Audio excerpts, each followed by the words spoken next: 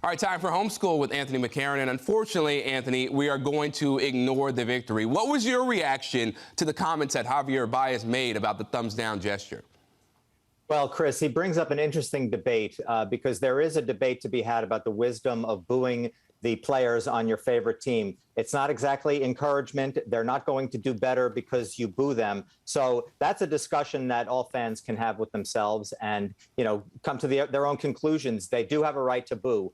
That said, I think in the annals of the player-fan dynamic, I don't have the stats in front of me, Chris, but the fans are undefeated.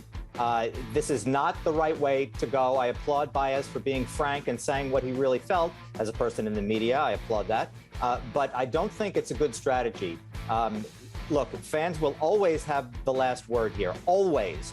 And, players come and go. Fans are here for life. And it's just not a great tack to take. And if they are going into an us against the world type thing, I get that. But you can't do it at the expense of your own fans. Keep it with the gestures. Keep it to yourself. And not everybody feels this way, apparently, because, we saw Kevin Pillar on Twitter sort of say that this is not his take on this whole angle. And, that's fine, too. Then there's some sort of a disconnect maybe in the Met clubhouse. That's something that they have to fix internally. I'm certainly not going to tell Javi Baez and Francisco Lindor not to express themselves.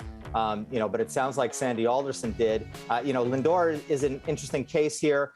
He's at the beginning of a very, very long Met career. Is this really the way to start it, with gestures to fans indicating how upset you are at their booing? I'm not so sure about that. Baez is a mercenary, might not be here next year. So I get it a little bit more with him. Lindor, he should be courting the fans a bit more. And you brought up Sandy Alderson, so I want to hit on that. How surprised were you that he came out with a statement with that type of veracity, saying that, yeah, this is unacceptable, what Javi Baez was doing?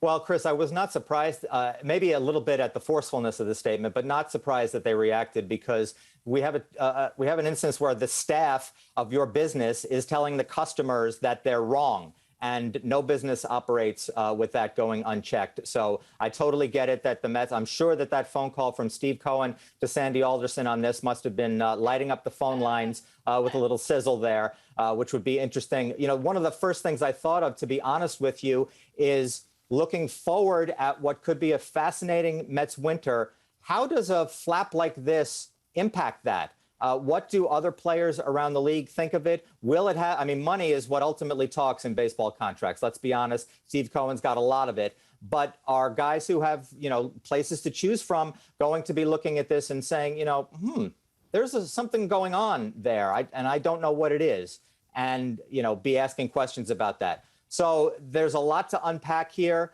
I think this story is going to have legs for a few days. It's not a media creation, by the way. I saw a little bit of that angle online. Javi Baez said it in a press conference, and then the general manager, the president of the team, released a statement about it. It's a story. Yeah, and we will be talking about that story for the next coming days. Anthony McCarron, thank you so much.